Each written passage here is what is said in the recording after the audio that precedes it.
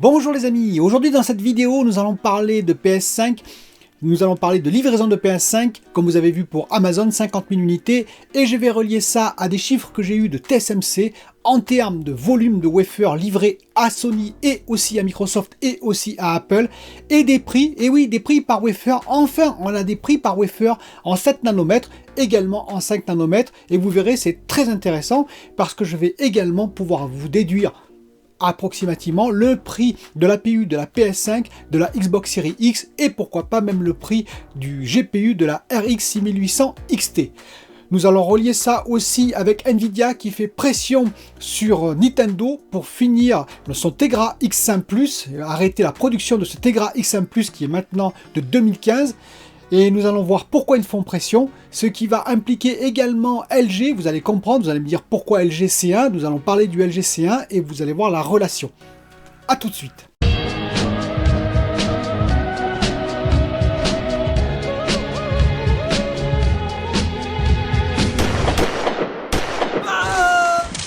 Alors pour commencer une petite news sur Xbox, sur la Xbox Series X et S, bientôt il va y avoir un update qui va être fait, qui va permettre en l'occurrence d'accélérer les téléchargements, ce qui est toujours bienvenu, surtout avec le Game Pass, parce qu'avec le Game Pass évidemment on télécharge les jeux, donc on en télécharge beaucoup. Et donc comment ils vont faire? Eh bien simplement en mettant en suspens les jeux qui sont en arrière-plan. Actuellement ce n'était pas le cas, ça veut dire qu'ils pouvaient encore communiquer avec le SSD et donc prendre une partie de la bande passante du SSD. Eh bien ils vont le mettre en suspens pendant les téléchargements, ce qui nous permettra d'accélérer fortement les téléchargements. Nous verrons si c'est vrai très bientôt. Venons-en maintenant à LG. Oui, LG, sa nouvelle gamme C1. On connaît les prix, on les connaît d'ailleurs depuis un moment sur la nouvelle gamme. Je vais vous les rappeler, c'est pour les LG OLED, je précise, ce n'est pas pour son mini LED. Alors les LG, les futurs OLED, les C1 qui vont arriver cette année, combien ils coûtent? Eh bien, ils coûtent en 65 pouces 2800 €, en 55 pouces 2000 € et en 48 pouces, et oui, c'est le nouveau modèle 48 pouces, 1650 €. Donc c'est des prix officiels pour l'instant. Bon, ça paraît un peu élevé parce que je vous rappelle que vous pouvez obtenir aujourd'hui un LG C10, mon modèle, en 65 pouces à 2000 €. Donc il y a quand même une sacrée différence de 800 € avec le nouveau modèle. Pour ce nouveau modèle, vous aurez quoi? Eh bien, vous aurez la même dalle, apparemment, à vérifier bien entendu. Par contre, toute l'électronique qui est derrière sera un peu différente. Le processeur sera de 4e génération, le A9 Gen 4 AI, il sera de 4e génération. Et en particulier, il y a un gros avantage par rapport à la Gen 3, donc à mon modèle à moi, visiblement, c'est qu'il permettra un upscaling plus performant. Et c'est très important vis-à-vis de Nvidia, vous allez comprendre pourquoi. Donc un upscaling qui serait beaucoup plus performant, qui serait, on va dire, plus intelligent, qui regarderait en particulier les formes, les visages, et qui améliorerait tout ça de façon plus intelligente, un peu comme le DLSS de Nvidia. Vous aurez également le WebOS 6.0, ce qui va vous permettre, le nouveau système d'exploitation pour ces téléviseurs, qui va vous permettre en particulier d'accéder à Stadia, et oui, le Cloud Stadia, mais aussi, et je pense, c'était une information qu'on avait eue, on verra si elle est confirmée, à GeForce Now. Vous avez le système cloud de Nvidia. Et pourquoi je fais la relation avec Nvidia? Eh bien parce que Nvidia pousse fortement Nintendo à arrêter finalement la production de sa Switch, qui est basée, je vous le rappelle, sur une puce Tegra X1 Plus. Qui date de 2015, et Nvidia voudrait passer à autre chose. Et donc c'est pour ça que peut-être la Switch Pro d'ailleurs va sortir plus tôt que prévu, parce que Nvidia voudrait sortir un nouveau type de puce. Donc apparemment Nvidia travaillerait bien entendu pour la Switch Pro, pour la future Switch Pro, et avec du DLSS, comme on l'a prévu, du DLSS 2.0 dans sa future puce qu'il livrerait à Nintendo pour sa Switch Pro.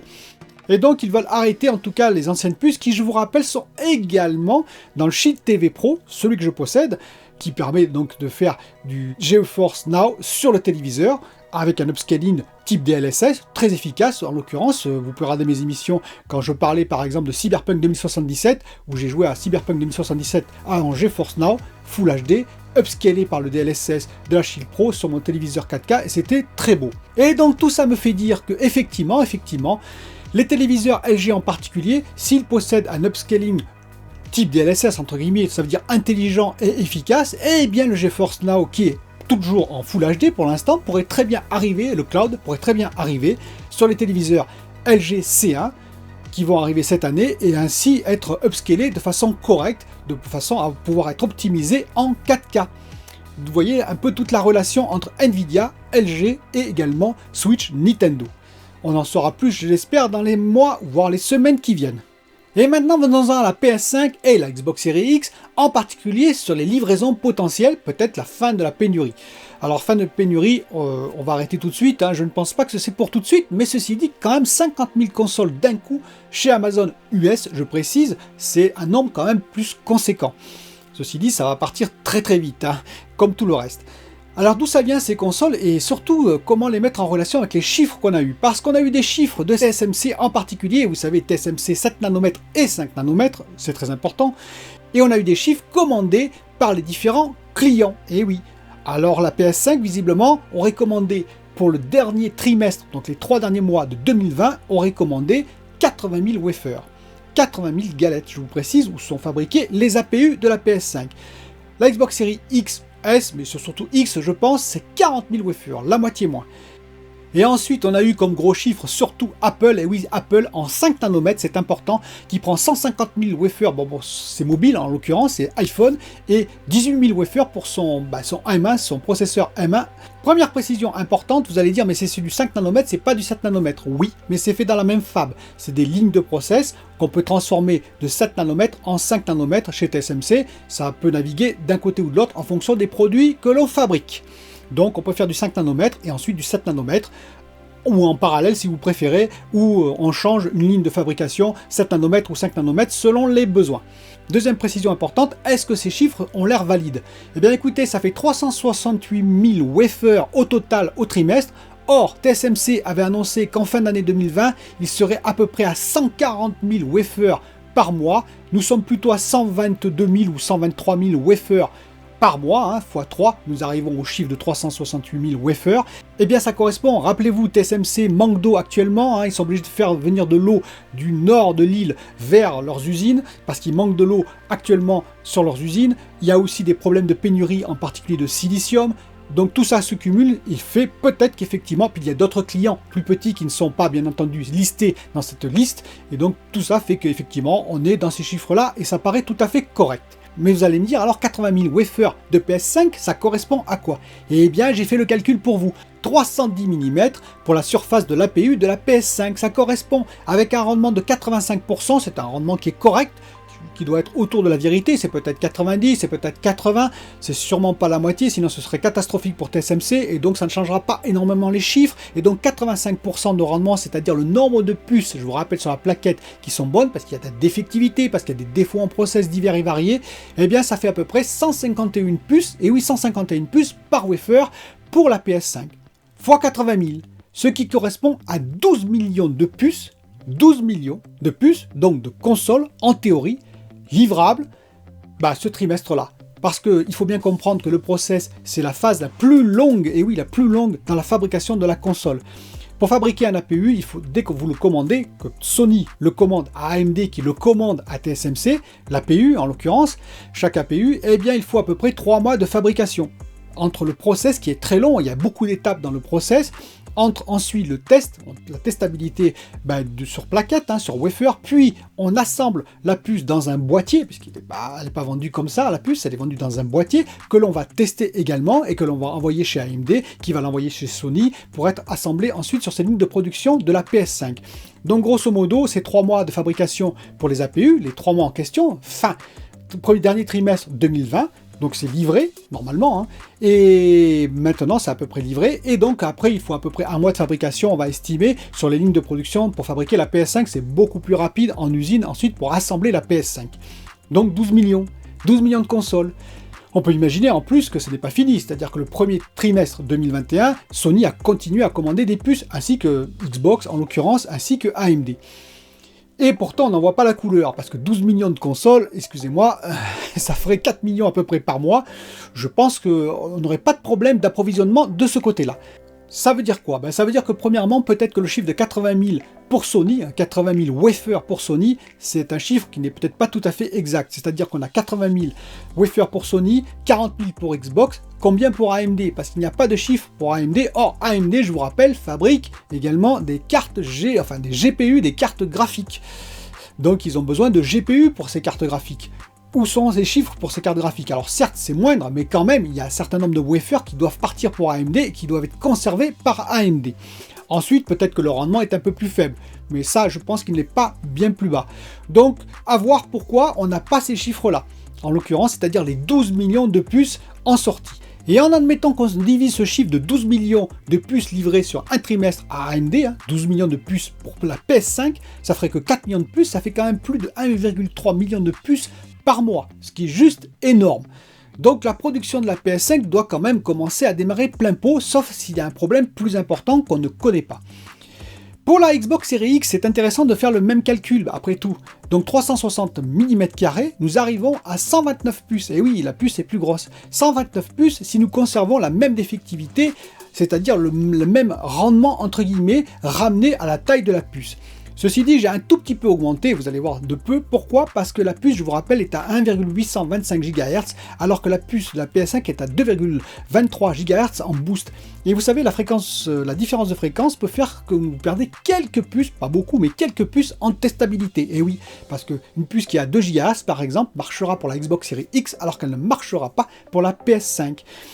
Et donc, en faisant un tout petit ajustement, ça fait 133 puces au lieu de 129 puces bonnes par plaquette. C'est pas énorme. Nous arrivons à un total de 5,3 millions de puces livrées à AMD pour la Xbox Series X, par trimestre, je précise. Même si on réduit ce chiffre de 3 fois, comme pour la PS5, ça fait que nous arrivons à 600 000 puces par mois, 600 000 Xbox Series X théoriquement qui seraient fabriquées par mois. Chiffre juste énorme aussi, puisqu'on n'en voit pas trop la couleur. Donc tout ça veut dire quoi? Tout ça veut dire que deux choses. Soit ils sont en train de fabriquer plein pot, ils ont les puces, et donc ça va arriver, et donc dans 1 ou 2 mois, la pénurie est totalement finie, apparemment. Soit c'est qu'il y a d'autres problèmes beaucoup plus importants, et chez TSMC, peut-être chez AMD, peut-être de pénuries diverses et variées, qui font que ces chiffres que je vous ai annoncés, qui étaient officiels, les 80 000 wafers pour la PS5, les 40 000 wafers pour la Xbox Series X, sont totalement faux, et que c'est bien moins que ça. Mais nous avons d'autres chiffres, et oui, d'autres chiffres très intéressants, c'est le coût wafer. Comme je vous ai toujours expliqué, en process, les fondeurs vendent des wafers, ils ne vendent pas le prix de la puce, ils vendent des wafers. En théorie, le même prix pour tout le monde. Alors, il y a négociation, bien entendu, plus vous en achetez, Apple par exemple, c'est sûr qu'ils ont un prix un peu plus bas vu la quantité qu'ils achètent. Mais normalement, le prix du wafer est toujours le même. En l'occurrence, pour le 7 nanomètres, TSMC vendrait ses wafers autour de 9300 $. J'avais annoncé il y a longtemps 10 000 $, j'avais annoncé ça intuitivement, mais j'avais dit, bon voilà, je peux me tromper, je ne sais pas trop, j'étais pas très loin finalement. Donc je suis assez content de moi. Et donc 9300 $ par wafer. Et bien vous divisez par le nombre de puces bonnes et vous obtenez le prix de la puce bonne, tout simplement de la PS5, de l'APU de la PS5, c'est-à-dire 62 $ en l'occurrence, si on a un rendement de 85%. 62 $, c'est ce qui est vendu, c'est ce que la puce coûte à AMD, avant qu'elle la revende en quelque sorte à Sony. 62 $ l'APU, vous voyez, c'est pas rien quand même, puisque c'est un prix de fabrication. Il n'y a pas toutes les taxes, il y a en plus les marges diverses et variées de AMD, de Sony, qui est plutôt négative, mais aussi des distributeurs, transports, vendeurs, etc. etc. 62 $ rien que l'APU de la PS5. Et la Xbox Series X, vous allez me dire, eh bien c'est 70 $ l'APU de la Xbox Series X. 8 $ de plus en l'occurrence. Et je me suis amusé à prendre la puce, le GPU de la RX 6800 XT, et oui, le 6800 XT GPU de AMD, qui fait 520 mm², il est juste énorme. Eh bien, ça nous donnerait quand même un prix de 120 $, et oui, parce qu'il y a moins de 80 puces bonnes par wafer, moins de 80 puces, avec un rendement, s'il était équivalent à ce qu'on a en termes de défectivité sur la PS5, eh bien on aurait un rendement qui ferait qu'on n'aurait que 78 puces, je crois, en tout cas moins de 80 puces bonnes par wafer, ce qui fait 120 $, je vous répète, ce que ça coûte à AMD par puce, par GPU. Et j'ai décidé d'aller plus loin pour vous faire comprendre pourquoi miniaturiser le process, et je reviendrai dessus dans différentes émissions, c'est essentiel. Eh bien, imaginez que nous passions en 28 nanomètres. Ça veut dire que nous sommes actuellement en 7 nanomètres chez TSMC, mais imaginons que nous serions, pour la Xbox Series X, j'ai pris le plus gros des deux APU, en 28 nanomètres.